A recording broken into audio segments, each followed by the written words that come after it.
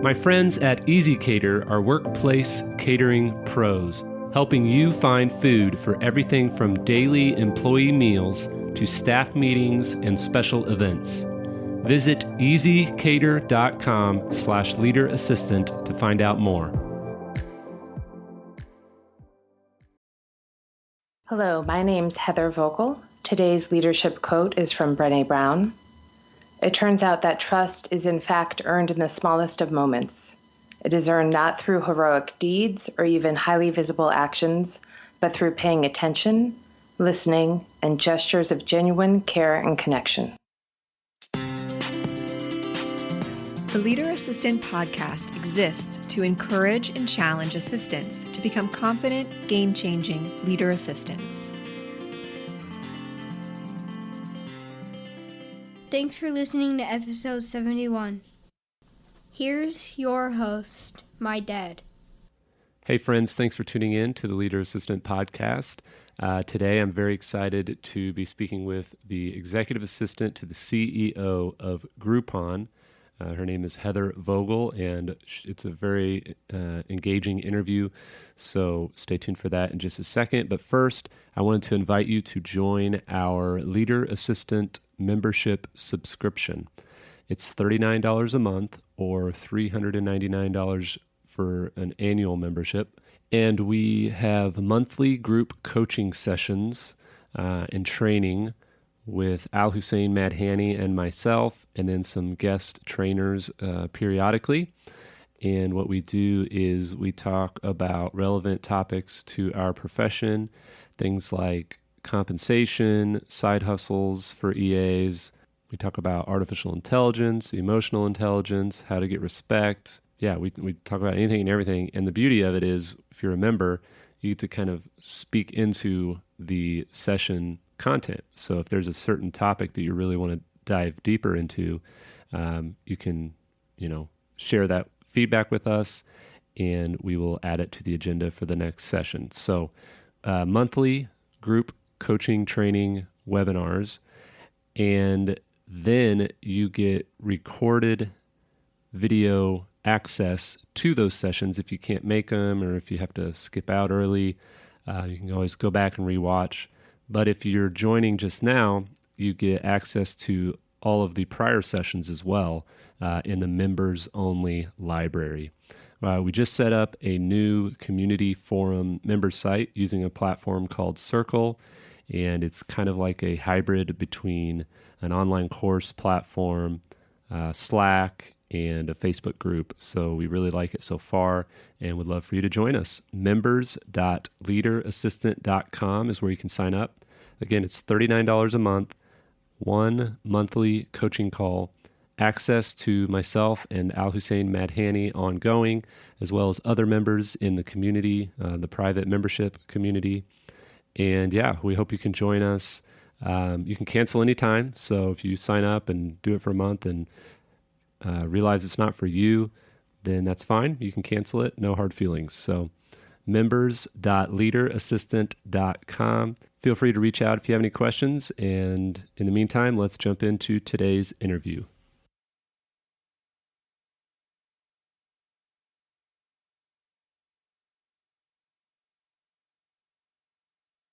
Hello, welcome to the Leader Assistant Podcast. It's Jeremy Burrows, and today I'm speaking with Heather Vogel. Heather is the EA to the CEO of Groupon. How's it going, Heather? It's good. How are you, Jeremy? I am doing well. So let's kick off with a question about your very first job. What was it, and what skills did you learn in that role that you still use today? Oh, goodness. My first job was at a bagel shop in suburban Connecticut called Between Rounds, which is a very punny name for it. I was in high school. I learned so much just about working and doing the work and keeping your head down and being fast about what you needed to do. People in the morning who want bagels and coffee don't really have a lot of time for small talk. So it taught me right away how to work in a fast-paced environment, which I still use some of those skills today. It also taught me patience, which is a skill I'm always learning. But people are in a rush in the morning, and so they always wanted their specific type of bagel and cream cheese and coffee right then. So those were two things that I definitely learned working there. I was going to say, yeah, sounds like an executive. I want it right now. So when and why did you become an executive assistant? Well, I kind of fell into the work. I went to Syracuse University for stage management, which is kind of like being an assistant to a director of a play or a musical. And then I moved to Chicago and I started an internship at the Goodman Theater, and I really loved the city so much and decided to kind of make a home here. And so I was doing shows at night, and I took a temp job at a very, very small nonprofit, a foundation. And I started out just packaging up mail and merchandise, and then an opening happened for the foundation administrator, which was like the administrative assistant for the foundation board. And I decided to take a chance, and I took that job on, and I was there for 5 years, and working full time and then doing theater at night and on the weekends. And eventually I realized that I wanted to grow and to work at a larger company. And so I pursued other administrative assistant positions, and now I'm here. So what do you love about the role? Oh, well, I am a strange creature in a lot of ways, and I think we all are. All assistants are, but I get such joy working in the background, and I also really appreciate all of the insight into different businesses that I've had being an assistant. So I'm not tied to any sort of company or, any sort of industry. When I worked at a boutique investment firm, I learned about, underwriting bonds for nonprofits and worked near a trading floor. And I would say as a theater major, I never thought I would be that close to people doing that level of math. So that was very exciting. And, I really love collaborating. I love that feeling of being indispensable. And I get all of those things by being an assistant. So what do you think it means to be indispensable? Oh, goodness. I think it's a blessing and a curse. I think so much of what we do is being the person who has all of the answers. And especially working at the level that I do, trying to answer any questions that my CEO might have before he has to kind of manage that. So it's wonderful. And it also is a curse because it can be very interruptive throughout the day. And sometimes I have to stop myself from being that person who's indispensable and kind of give people the resources to answer questions themselves, which is something that I've discovered as I've moved along this career path. So what's one of the biggest mistakes you've made as an assistant, and what did you learn from it? Well, Jeremy, I'm glad we have 3 hours for this podcast. No. Oh gosh, I've misbooked travel before. Ugh, worst. I think the biggest mistake that I can think of is when my executive became CEO at Groupon, which was in 2015. His calendar became unmanageable very quickly. Everybody, as you can imagine, wanted time with him. And I let other people's priorities push my executive's calendar around. And I didn't have time to check in with him about it because things were moving so quickly. And he's awesome to work with. He will follow his calendar. He doesn't go rogue that often. But he had to raise the white flag. He was like, I can't have half-hour back-to-back one-on-ones with no break to eat lunch. Like it became unmanageable. And it wasn't doing him a service, and it wasn't doing any of the people who wanted time with him a service, because he didn't have a moment to catch his breath and really be prepared to have those meetings. Yeah. Yeah, that's definitely a big deal to kind of manage it before it manages them.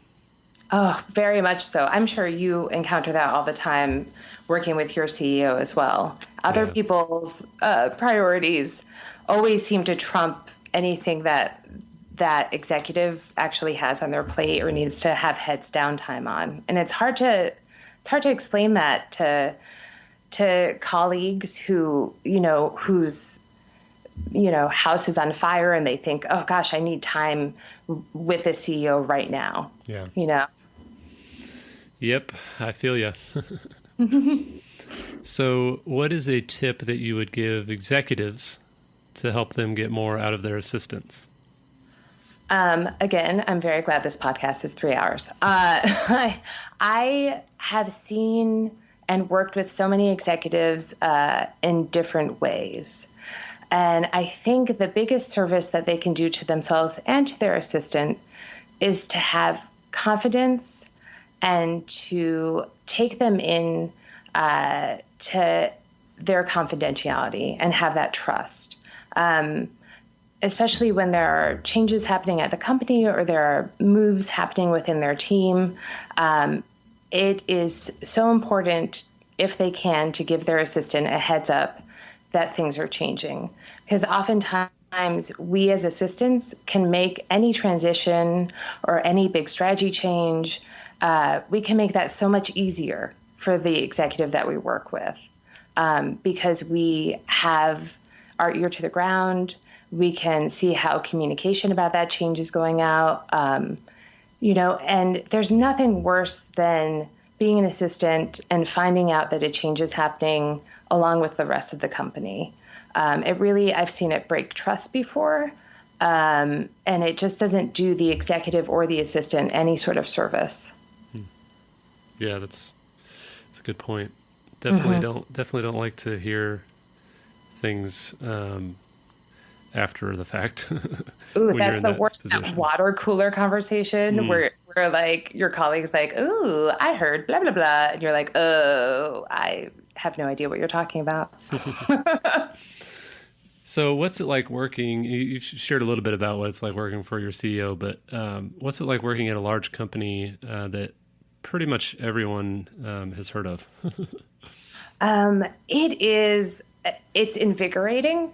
It's really cool. Sometimes I will book travel for my CEO, and the person I'm working with, the customer service person or the representative, will use Groupon and will tell us how great it is and how they, found things to do that weekend with their family on Groupon, or, found a really great deal on a health, beauty, wellness, item that they wanted to buy. And so that part is very rewarding.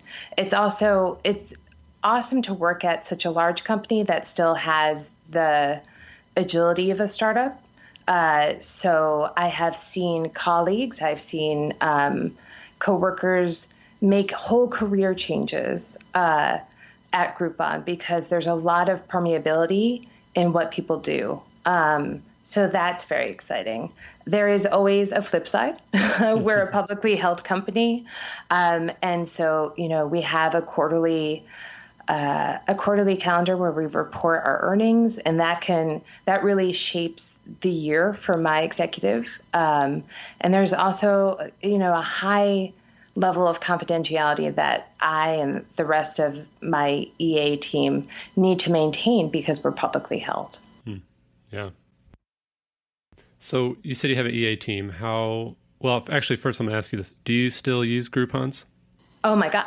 Hello. Yes. I just bought a Groupon the other week for this fantastic place in Chicago called the Magic Lounge, which they do up close magic, and then they have like a whole stage show. And right now Groupon has a deal where you can get, I think it was like 30% off a ticket to their show.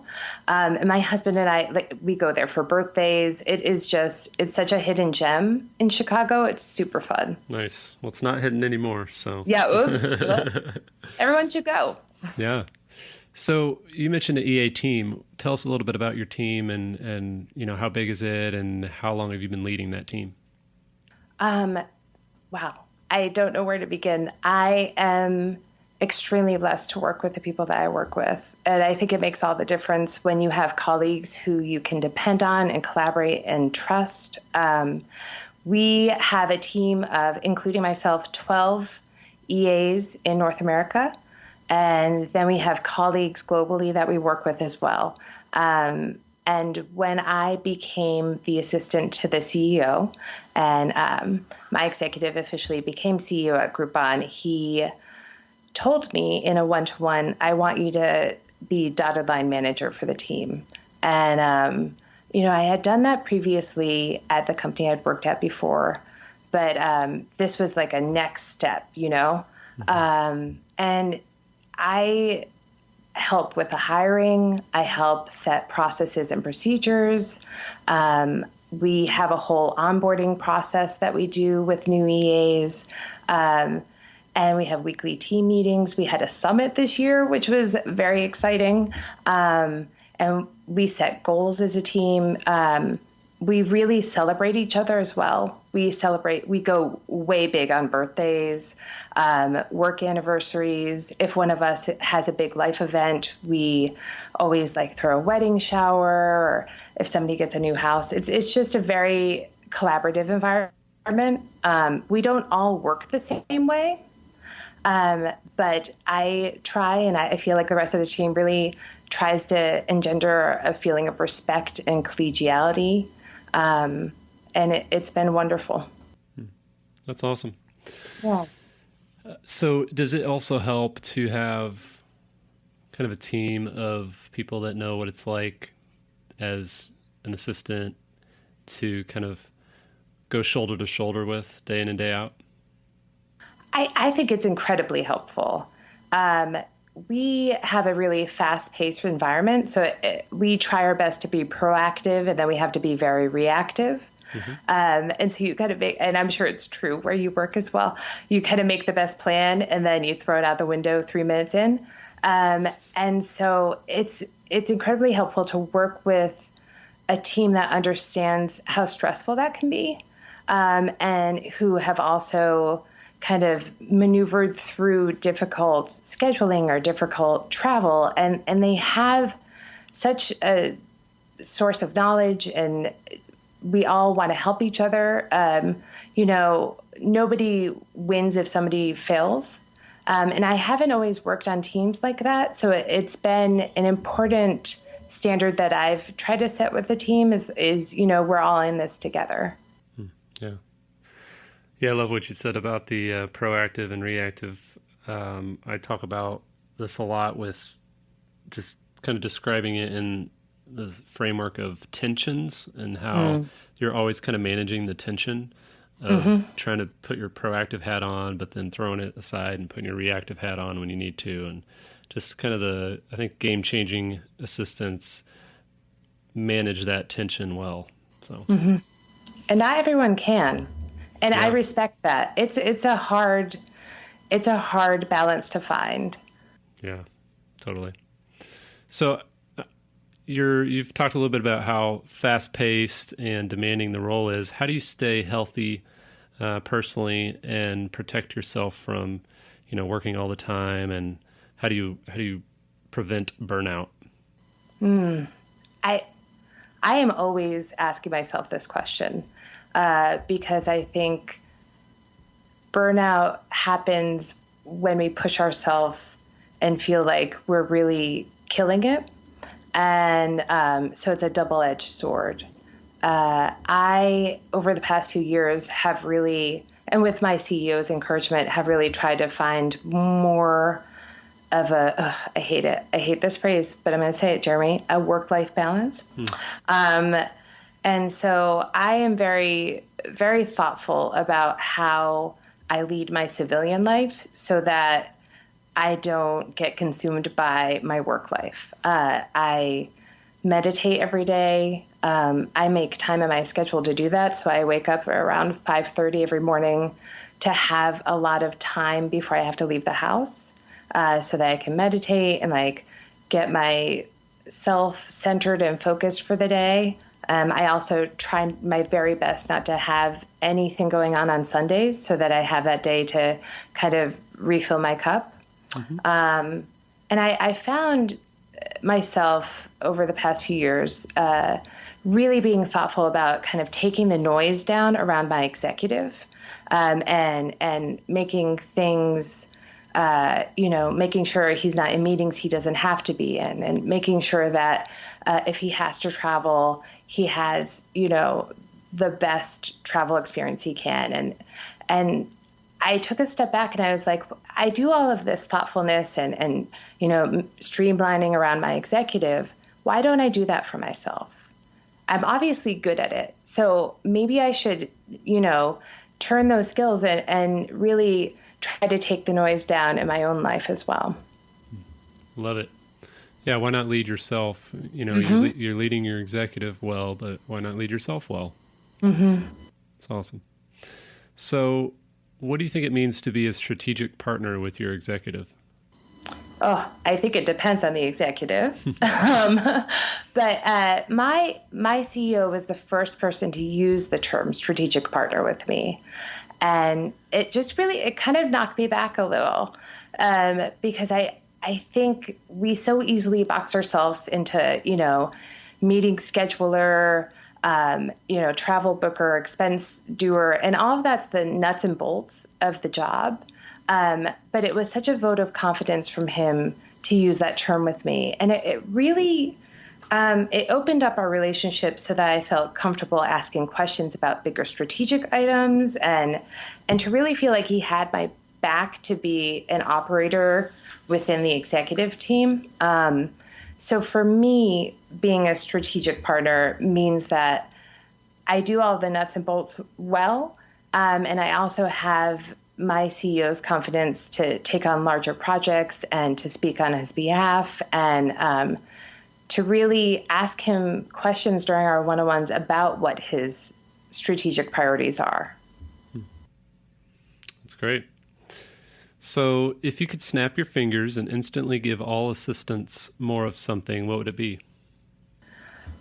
Oh, gosh. I would probably say patience, and not just patience with the people we interact with and the internal customers we serve, but patience with ourselves. I feel, again, what makes us good is that we are very good at kind of action items and to-do lists and pushing ourselves to get everything done. And sometimes I find personally that I am riding my own bum around the office, just like, you gotta go. And I think we benefit from taking a beat, just taking a breath before firing off that email or, booking that travel and being a bit more thoughtful about how we do our business. How can an assistant grow existing skills and develop new skills, and maybe talk about how you handle professional development for your EA team at Groupon?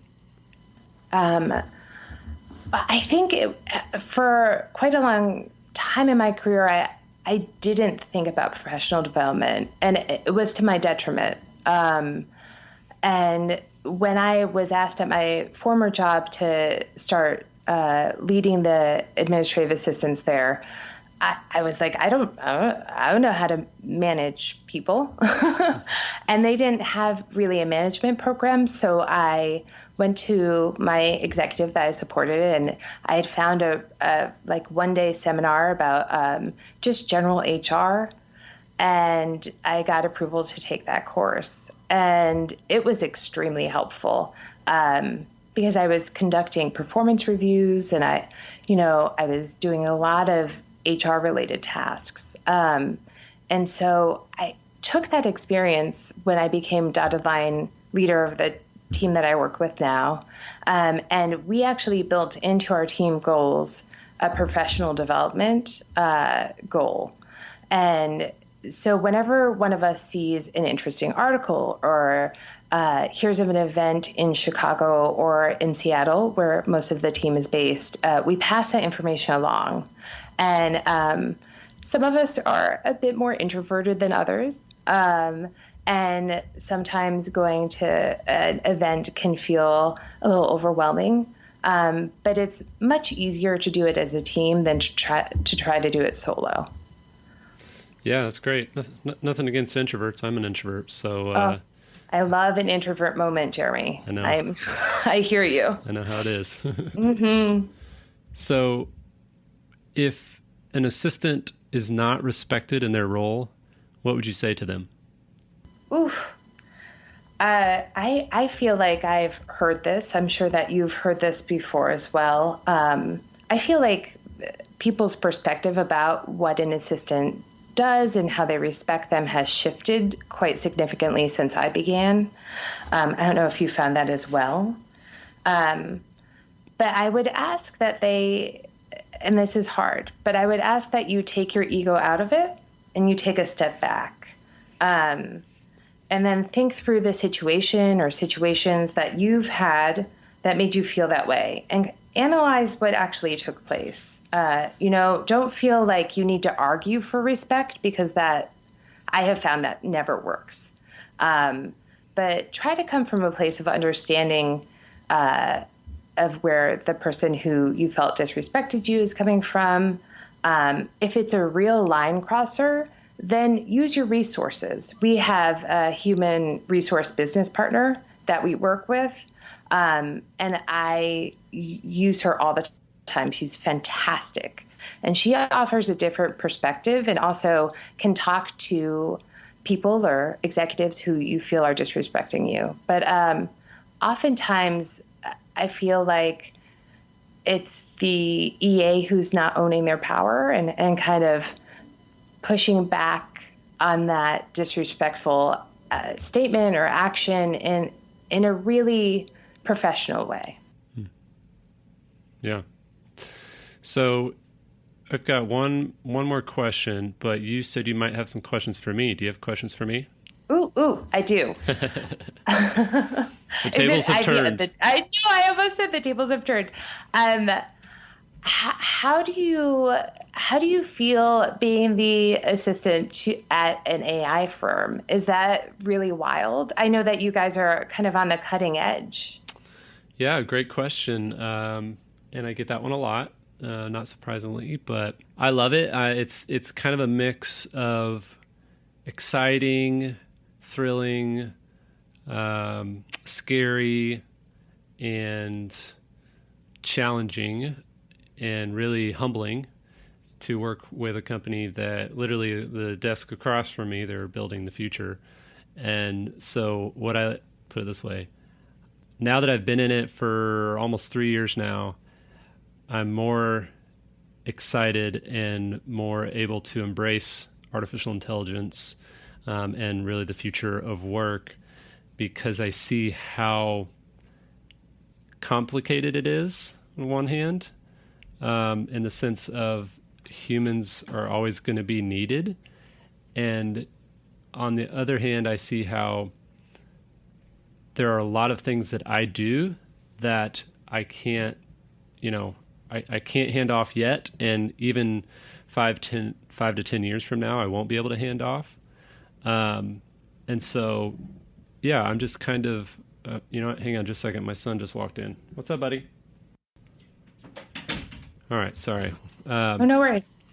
So, yeah, I think that on one hand, it's going to take a while to replace us being assistants, and on the other hand, we're never going to be replaced. And so I'm really excited to embrace it. I'm really excited to just kind of learn about it and utilize it because I don't want to spend all day scheduling meetings. I don't want to spend all day taking notes in board meetings. I don't want to spend all day sending reminders. I want to spend all day strategizing the future of the business and coming up with product ideas and product improvements and talking to customers and potential clients that have needs and problems and helping them find solutions. Like I want to do things that are more creative and engaging and challenging than just scheduling meetings. And I want to have a high level high level view and management of my executive's calendar and of his meeting schedule, but not spend a bunch of time in the emails back and forth and, like I said, the reminders and all that stuff. Mm-hmm. So that's kind of the overall feel, I guess, if hopefully that answers your question. No, that was simultaneously very reassuring, and also as a human being, I'm like, I don't know about AI. I think it's extremely interesting, though. You must work with some really, really, really bright people. Yeah, definitely. And it helps that, we're doing a tool that's pretty, like my CEO is very passionate about building something that has practical implications and actually solves problems, so that it's, helpful. Mm-hmm. And so we're not running a, AI research lab to, figure out how these algorithms, whatever, we're doing some of that stuff, but with the ultimate goal of helping people do their best work. And that's why I'm excited to be here. That's fantastic. Yeah. Where did you work before then? So I was at a nonprofit church, and I worked for a pastor / author / chaplain to the St. Louis Cardinals baseball team / vice president of a global nonprofit / speaker. So yeah, it was very startup vibe when I started. I think we had maybe 12 staff, and then when I left, we had 100 and something staff. Oh wow! And yeah, it was fun. Got to do a little bit of everything. Got to hang out with professional athletes. I got to work with nonprofit ministries in the poorest of poor neighborhoods in St. Louis, and work with global organizations that are fighting sex trafficking. And it's just a very interesting and fun and challenging world to work in. But I will say I do enjoy the for-profit world a little bit more than the nonprofit world. Yeah, it's a very different ballgame. My first assistant job at the nonprofit, there were 5 of us in the office, and let me tell you, if somebody was having a bad day, it was very noticeable. There was no faking the funk on it, and just the resources available to you are completely different. Yeah. Yep. And it's hard. I think what I like of for-profit world, one of the biggest things I like about it is, we have a mission and we have a vision and we want to help people do their best work. But at the end of the day, if we don't sell and have revenue and make money, then we're not going to be able to keep going. And so with nonprofit, it's a lot harder to quantify kind of your wins. Sure, you've got to raise money to pay the bills and pay your salaries, but I don't know. It just seems a little bit. It's not saying it's easy, but it seems a little bit more clear. All right, at the end of the day, you look at the bottom of that spreadsheet and hope you're in the green. Yeah, it's hard to how do you quantify stopping sex traffic? I mean, there are numbers and obviously studies, but it does seem like a huge problem. Yeah, it's a huge problem. Yeah. Awesome. Well, if you have any other questions, I'm happy to answer them. Otherwise, I'll jump into my final question. Oh, no. Jump. Awesome. I appreciate being put on the spot. So thank you for that. You're an icon. You are an influencer. I was like, oh, I get to talk to Jeremy. It's so cool. I've been listening to your podcast, for a while now. So it's exciting. Awesome. So if you've been listening to it for a while, you probably know this question is asked most of the time at the end. What makes an assistant a leader? I was ready for it, but I was not ready for it. I think what makes an assistant a leader is your mindset, being thoughtful and doing the work, keeping your head down and doing the work and collaborating and sharing knowledge with other assistants or other colleagues and, really putting yourself out there even when it's scary, because you know what you have to add to the conversation is really worthwhile. Love that answer to finish it off. Thank you so much, Heather, for your time, your wisdom, and your sharing a little bit of your story. Appreciate you and the work you're doing at Groupon. Sounds like a fun team you've got, and good luck with everything at the in Chicago. Oh my gosh, thank you so much, Jeremy. It's been an awesome delight to talk to you. Awesome. Is there anywhere that people can find you online or support what you're up to? Right now, I can be found online at LinkedIn. Just look up my name and you will find me. And please connect. It would be great to meet other people. Well, thanks again, Heather, and we'll talk soon. Thank you, Jeremy. Have a good night. Thanks again, Heather, for a great conversation. And thanks for turning the interview back towards me and asking me some good questions. That was fun. You can check out the show notes at leaderassistant.com/71, leaderassistant.com/71. And don't forget to check out our membership subscription at members.leaderassistant.com. We would love to have you join. Talk to you next time.